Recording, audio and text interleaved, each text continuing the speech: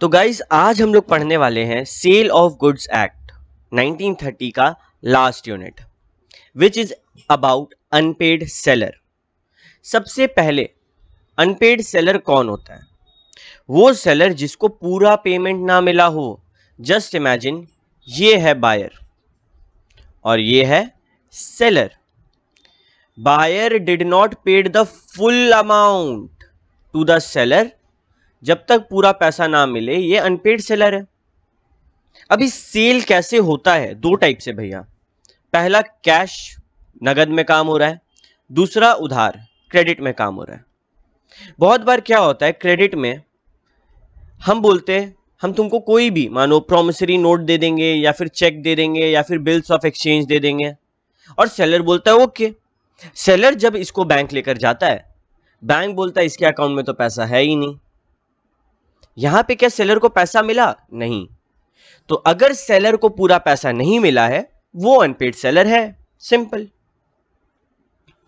अभी सवाल उठता है कि भैया अनपेड सेलर का हक क्या है, राइट्स क्या है, राइट्स ऑफ अनपेड सेलर।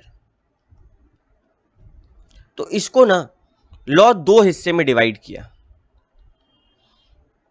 पहला हिस्सा right against the goods. Goods के खिलाफ उसका राइट क्या है? Right against the goods. Goods के साथ वो क्या क्या कर सकता है। एंड दूसरा right against the buyer. Buyer के साथ वो क्या क्या कर सकता है। सबसे पहले गुड्स के साथ उसका क्या राइट है, क्या हक है गुड्स के खिलाफ? उसका तीन हक है, दैट्स इट। तीन सिंपल हक है। पहला है राइट ऑफ लियन, राइट ऑफ लियन। दूसरा है स्टॉपेज इन ट्रांजिट एंड तीसरा है राइट ऑफ रीसेल।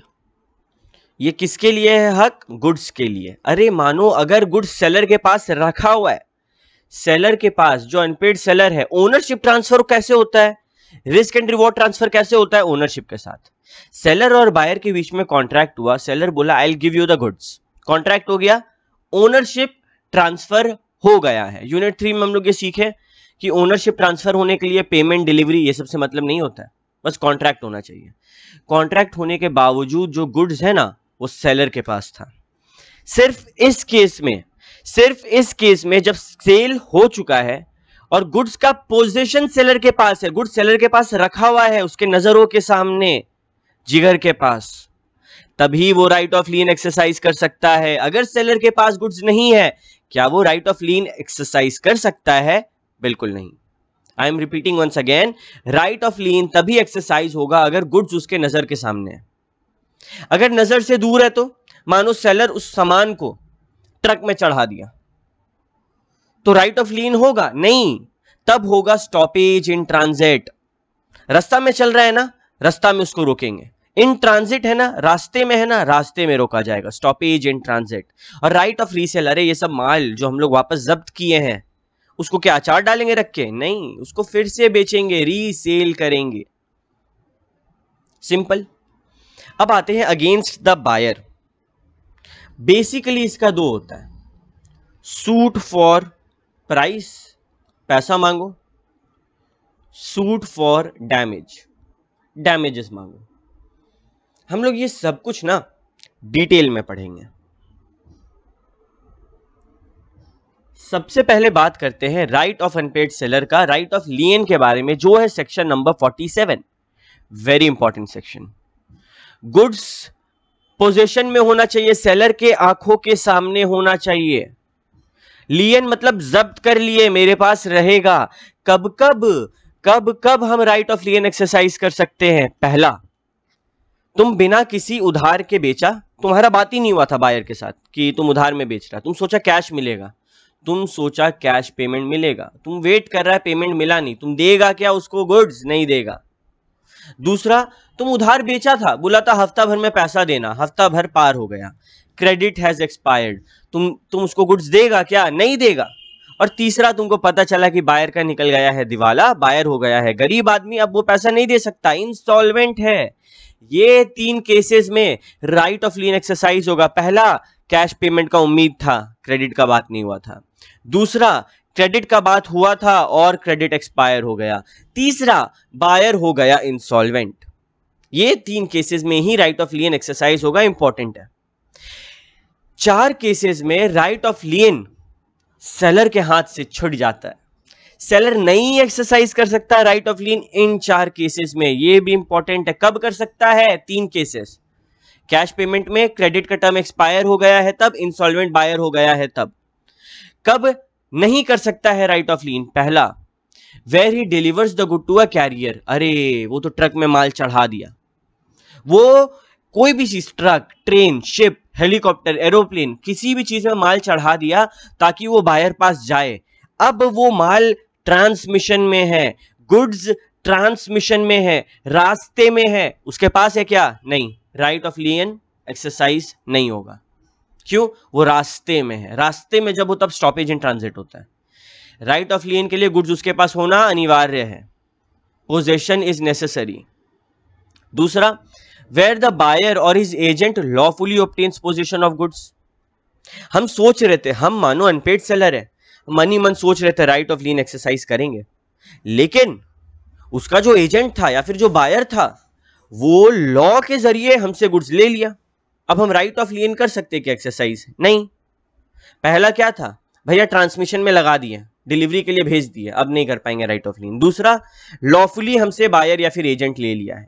तीसरा, हम अपने मर्जी से वेव किए, हम बोले जाओ राइट ऑफ लीन एक्सरसाइज नहीं करेंगे, मेरे मर्जी से वेव किए, मेरे मर्जी से हटा दिए। और चौथा, बाय एस्टॉपल, यानी कि सेलर के कंडक्ट से यह पता चलता है कि he leads third party to believe that the lien does not exist. वो किसी थर्ड पार्टी को यह समझा रहा है कि ना ना लीन नहीं है। मानो ए अनपेड सेलर है, बी से पैसा पाने वाला है, वो ए का बात हो रहा था सी से, और ए सी को बता रहा बार बार कि यार हम राइट ऑफ लीन बी का गुड्स में नहीं रख रहे।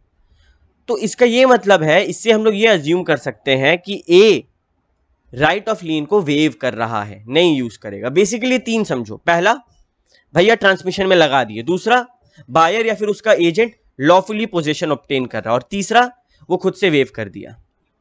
अब बात करते हैं right of stoppage in transit. आप गुड्स को कब कब रोक सकते हो? सबसे पहले सेलर अनपेड होना चाहिए। दूसरा, सेलर के पास पोजीशन नहीं है, सेलर के पास पोजीशन नहीं है, सेलर गुड्स को चढ़ा दिया, ट्रक में, ट्रेन में, शिप में, हेलीकॉप्टर में चढ़ा दिया ताकि वो बायर पास जाए। क्या सेलर के पास पोजीशन है? गुड्स सेलर के हाथ में है, नजर के सामने है? नहीं। गुड्स आर इन ट्रांजिट, वो तो रास्ते में है। और अगर इंसॉल्वेंट हो गया, फॉर एग्जांपल हम गुड्स ट्रक में चढ़ा दिए, बाद में ट्रक 3 दिन लगाता पहुंचाने में, दूसरे दिन पता चलता है कि बायर तो इंसॉल्वेंट है, तुरंत ट्रक ड्राइवर को फोन करेंगे, बोलेंगे भाई घुमा ले, उसका दिवाला निकल गया है। Right of stoppage in transit 4 सीन में होता है। पहला, सेलर अनपेड होना जरूरी है। दूसरा, गुड्स का पोजीशन सेलर पास नहीं है। तीसरा, गुड्स ट्रांजिट में है। और चौथा, बायर इंसॉल्वेंट है। अब आते हैं राइट ऑफ रीसेल में। The right to resale the goods can be exercised by the unpaid seller. Seller जिसको पैसा नहीं मिला है वो गुड्स का अचार डालेगा, वेट करेगा कि बायर पैसा दे? नहीं, वो बोल रहा बायर को, बायर पैसा दो, बायर पैसा दो, पैसा नहीं दे रहा है। सेलर गुड्स को रीसेल कर सकता है, लेकिन अगेन ट्विस्ट है, गुड्स पेरिशेबल नेचर का होना चाहिए। और अगर गुड्स पेरिशेबल नेचर का है, मानो दूध का बात हो रहा है, गुड्स पेरिशेबल नेचर का है, शाम तक दूध नहीं लिया जाएगा, एक ट्रक दूध है पूरा भरा हुआ, लोड विद कार्टन्स, वो नहीं लेगा तो मेरा इतना सारा नुकसान होगा। हम क्या वेट करेंगे बायर को? बायर का वेट करेंगे, बायर पैसा दे, बायर प्लीज दे? नहीं, जरूरत भी नहीं है इन्फॉर्म करने का अगर गुड्स पेरिशेबल नेचर का है। अगर गुड्स इस नेचर का है कि वो सड़ जाए तो सेलर को जरूरत भी नहीं है बायर को इन्फॉर्म करने का, he can resale the goods easily. बाकी सारे गुड्स के लिए वो नोटिस देगा। किसके लिए नोटिस जरूरी नहीं है? पेरिशेबल गुड्स के लिए। बाकी के लिए नोटिस देना जरूरी है कि I have the intention to resale the goods, if you don't pay within the reasonable time I will resell. अगर तुम रीजनेबल टाइम के अंदर पेमेंट नहीं दे रहा है हम बेच देंगे भैया, नोटिस देना जरूरी है। किसमें? Any other goods than perishable goods, perishable goods छोड़ के बाकी सारे गुड्स में नोटिस देना जरूरी है। ओके, ये तो हम लोग एक सीन सीख लिए भैया।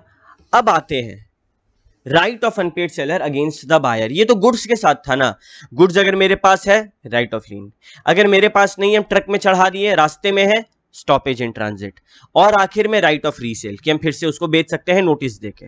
पेरिशेबल गुड्स में नोटिस देने का जरूरत भी नहीं है। अब आते हैं कि बायर से हम क्या डील करेंगे। हम अनपेड सेलर है, बायर हमको पैसा नहीं दिया, चलो गुड्स तो हम रख लिए, बायर को जाने देंगे क्या? नहीं, बायर को सू करेंगे, हम केस करेंगे कि ओए बायर चल पैसा दे। कब? ओनरशिप ट्रांसफर होगा तभी ना, जब रिस्क एंड रिवॉर्ड बायर को ट्रांसफर हो गया तभी ना हम बोलेंगे ओए बायर पैसा दे। दूसरा, बायर रॉन्गफुली नेग्लेक्ट्स टू पे द प्राइस, बायर को देना है, लॉ बोल रहा है लीगली देना है, बट वो बोल रहा है हम नहीं देंगे, जो करना है कर लो, तो हम केस करेंगे, कोर्ट घसीटेंगे। अब बोलो जो करना है कर लो। तीसरा, property has not pass to the buyer, इसको सिंपली समझते हैं। मानो मेरा बायर से बात हुआ, हम ओनरशिप ट्रांसफर नहीं किए, बायर बोला भाई सुन, हफ्ता भर बाद हम तुमको पैसा देंगे, तब तुम ओनरशिप ट्रांसफर कर देना। हफ्ता भर बाद पैसा नहीं मिला है, हम अपना माल रोक के रखे हैं और बायर पैसा भी नहीं दे रहा है, तब हम बायर पे केस करेंगे। हम कोर्ट में बोलेंगे माय लॉर्ड, ये हफ्ता भर का टाइम मांगा, हम माल बेचे नहीं, रोक के रखे, अब आप इसको बोलिए ये पैसा देके माल खरीदेगा। ये होता है property has not pass to the buyer, है ना। Price is payable on a particular date irrespective of delivery, delivery से मतलब नहीं है, और बायर रॉन्गफुली नेग्लेक्ट कर रहा है, बोल रहा है हम तो पैसा नहीं देंगे। ठीक है, यहां पे ओनरशिप ट्रांसफर नहीं हुआ, फिर भी सूट फॉर प्राइस होगा। अब आते हैं section 56, suit for damages for not acceptance. When buyer wrongfully neglects or refuses to accept and pay for the goods, the seller may sue him for damages for non acceptance। हम तुम पे case करेंगे अगर तुम पैसा नहीं देगा तो, प्राइस के लिए नहीं, डैमेजेस के लिए। तुम एक्सेप्ट नहीं कर रहा है ना अपना गलती कि तुम पैसा नहीं दे रहा है, डैमेजेस भी दो, प्राइस दो, डैमेजेस भी दो। ओके ठीक है। Suit for damages for breach, तुम कॉन्ट्रैक्ट तोड़ रहा है ना, डैमेजेस दो, हम कॉन्ट्रैक्ट कैंसिल मानेंगे, कोई दिक्कत नहीं, हमको डैमेजेस दो, तुम्हारे कारण मेरा माल रुका हुआ था महीना भर के लिए। चौथा, सूट फॉर इंटरेस्ट, अगर स्पेसिफिक एग्रीमेंट है, एग्रीमेंट में बात हुआ है कि भाई तुम अगर पैसा नहीं देगा हम इंटरेस्ट लगाएंगे, उस केस में हम उस पर केस कर सकते हैं कि भाई हमको इंटरेस्ट भी दो। अगर ऐसा कोई बात नहीं हुआ है, हम उससे इंटरेस्ट फ्री में नहीं मांगेंगे। ओके, इंटरेस्ट के लिए बात होना जरूरी है। यहां तक कुछ नहीं था, सबसे इंपॉर्टेंट पॉइंट अब है distinction, difference between right of lien and right of stoppage in transit. Simple word, right of lien में पोजीशन मेरे पास होता है भैया, स्टॉपेज इन ट्रांजिट में पोजीशन रीगेन होता है, राइट ऑफ लीन में रीटेन होता है, मेरे पास पड़ा हुआ है हम अपने पास रखेंगे। स्टॉपेज इन ट्रांजिट में मेरे से हट गया था, हम वापस से लेंगे, रीगेन करेंगे, और राइट ऑफ लीन में रिटेन करेंगे। राइट ऑफ लीन में गुड्स मेरे पास होना जरूरी है, right of stoppage in transit में मेरे पास नहीं होना जरूरी है, रास्ते में होना चाहिए। राइट ऑफ लीन बायर अगर इंसॉल्वेंट नहीं है एक्सरसाइज कर सकते हैं, लेकिन स्टॉपेज इन ट्रांजिट सिर्फ तभी एक्सरसाइज होगा अगर बायर इंसॉल्वेंट है तो। जहां पे राइट ऑफ लीन खत्म होता है वहां से right of stoppage in transit start होता है। मेरे पास गुड्स था, आज मेरे पास गुड्स नहीं है, आज मेरे से हटा, अब हम स्टॉपेज इन ट्रांजिट यूज कर सकते हैं। ठीक है, सिंपल। ये डिफरेंस जरूरी है। इंस्टीट्यूट को क्या है ना, डिफरेंस दिखता है ना वो पागल हो जाता है, बोलता है दो बच्चा को, तो तुम लोग तैयार रहना डिफरेंसेस के लिए। अब हम लोग बात करते हैं right of buyer against the seller. भैया सेलर को पैसा नहीं मिला, सेलर क्या क्या करेगा सीख लिया। अगर बायर को माल नहीं मिला तो, बायर पैसा दे दिया उसको गुड्स नहीं मिल रहा है तो, तब भी कुछ ना कुछ बायर कर सकता है। सेक्शन 57 से 59 में बताया। पहले तो नॉन डिलीवरी के लिए वो केस कर पाएगा कि भाई तुम हमको डिलीवरी नहीं दिया है सेलर, चलो कोर्ट आओ। दूसरा, स्पेसिफिक परफॉर्मेंस के लिए केस करेगा, बोलेगा भाई हमको डिलीवरी चाहिए, हमको डिलीवरी चाहिए और तुम ही करेगा। चलो कोड स्पेसिफिक परफॉर्मेंस तुमको करना पड़ेगा। तीसरा damages and breach of warranty. Damages मांगेगा कि भाई तेरे चक्कर में मेरे पास गुड्स पहुंचा नहीं, मेरा ऐसे ऐसे नुकसान हुआ है, चल डैमेजेस दे। और चौथा प्राइस वापस मांगेगा कि भैया जो तुमको पैसा दिए थे ना वापस कर दो। चलो नहीं देगा तो चलो कोर्ट, सेक्शन 57 से 59 है, बहुत सारे केस तुम पे मार सकते हैं, आओ। ये सारा हक बायर के पास है सेलर के खिलाफ के लिए। इसी में लास्ट पॉइंट है ऑक्शन सेल। ऑक्शन सेल क्या होता है? प्रॉपर्टी बेचने का एक तरीका जिसमें हम बिड्स मांग रहे हैं, बोली मांग रहे हैं पब्लिक को बुला के, पब्लिक आओ बोली लगाओ, जिसका बोली सबसे ज्यादा उसको सामान मिल जाएगा। याद करो वेलकम मूवी, मजनू भाई का पेंटिंग, वहां पे बोली लग रहा था, हाईएस्ट बिडर को मिला था। एन ऑक्शनियर, ऑक्शनियर कौन होता है? ऑक्शनियर वो इंसान है जो बैठ के बोली लगवाएगा, जो ऐसे हथौड़ा बोलेगा। फॉर एग्जाम्पल बोली लगा सबसे ज्यादा 3 करोड़, तो वो कैसे करता है? 3 करोड़ 1, 3 करोड़ 2, 3 करोड़ 3, और दब हैमर मारेगा डेस्क पे। जैसे हैमर वो हथौड़ी डेस्क पे लगा, सेल माना जाएगा। That's it. ऑक्शनियर कौन? जो वो हैमर मारता है, जो सेल करवा रहा है। क्या उसका सामान है? नहीं, सामान किसी और का है। Auctioneer is just representative of that person who is carrying out the auction sale. अगर गुड्स लॉट में है तो, बहुत सारा लॉट में है, छोटा छोटा लॉट्स में है, तो हर लॉट को सेपरेट कॉन्ट्रैक्ट ऑफ सेल मानेंगे। फॉर एग्जाम्पल 500 लैपटॉप, 500 मोबाइल, ऐसे करके।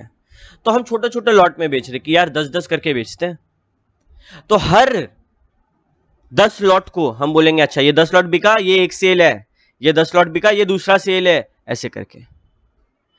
सेल कंप्लीट कब होता है? बाय फॉल ऑफ हैमर, या फिर कोई भी अदर कस्टमरी मैनर, मानो और कोई मैनर है जिसमें वो लोग सेल मानते हैं तो वैसे, नहीं तो नॉर्मल क्या है, हथौड़ा गिरा सेल हो गया।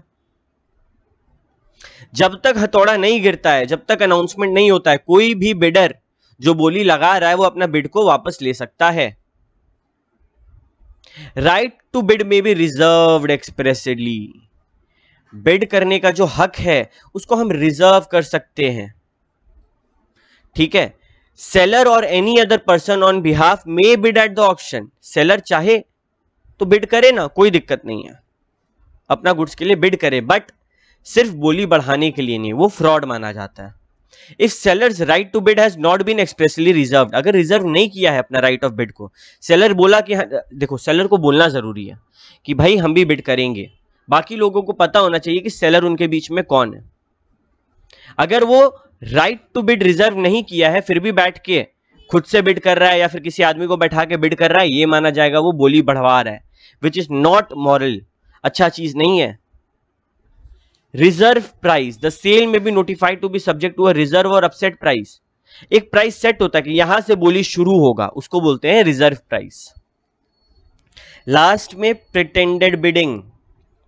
If seller makes use of pretended bidding to raise the price, वो झूठ मूठ का बिड कर रहा है ताकि दाम बढ़ा पाए, सेल वॉइडेबल है at the option of the buyer. Buyer से पूछा जाएगा, ओए बायर क्या चाहता है तुम, सेल हो या ना हो, ठीक है। अभी एक छोटा सा पॉइंट और है, inclusion of increased or decreased taxes in contract of sale. Section 64 का ए, मानो कॉन्ट्रैक्ट के बाद लेकिन उसके परफॉर्मेंस से पहले टैक्स चेंज हो गया, टैक्स का रेट बदल गया, टैक्स इंक्रीज हुआ या फिर डिक्रीज हुआ या फिर हटा दिया गया, तो क्या करेंगे?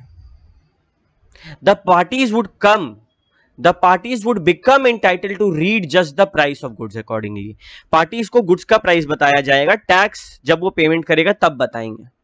कौन कौन से टैक्स है जो लगता है? कोई भी कस्टम ड्यूटी, जीएसटी वगैरह, कुछ भी जो टैक्स सरकार लीगली लाता है वो लगा सकते हैं। और बायर को, मानो हम बोले थे 100 रुपया विथआउट टैक्स, टैक्स के बाद हो रहा है 150, बायर को ये इंक्रीज प्राइस पे करना होगा। अगर मानो हम उसको बोले थे 100 रुपया और इसमें इंक्लूसिव टैक्स था, ये टैक्स हटा दिया गया, 20 रुपया था इसमें, तो 80 रुपया बायर से मांगेंगे। Simple as that, tax buyer को देना पड़ेगा, दैट्स इट। इसी के साथ हमारा अनपेड सेलर का यूनिट 4 कंप्लीट होता है। Thank you very much.